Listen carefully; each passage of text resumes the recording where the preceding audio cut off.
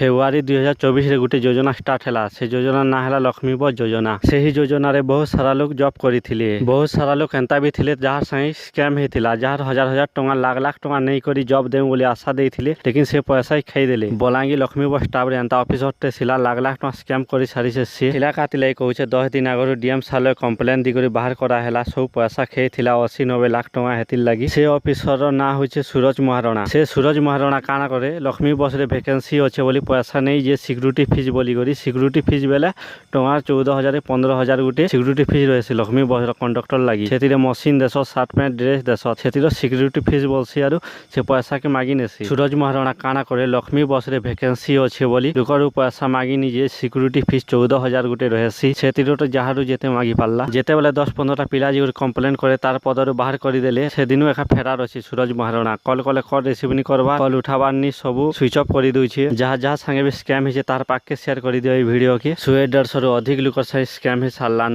ଯେତେ ଲୋକର ବି ପଇସା ଖାଇছে ମତେ মেসেজ কରୁ, সবে মিশিকরি ইটার নারে কমপ্লেন দেমা, কেসটে দেমা। আমি অলরেডি 30-40টা পিলা অছু, অলরেডি পয়সা খাইলা লোক, সবে মিশিকরি কমপ্লেন দেমা ইটার নারে, সবে মিশিকরি হেলা সবা। মোর নম্বর দিয়ে দিছে, নম্বরে মেসেজ করুন।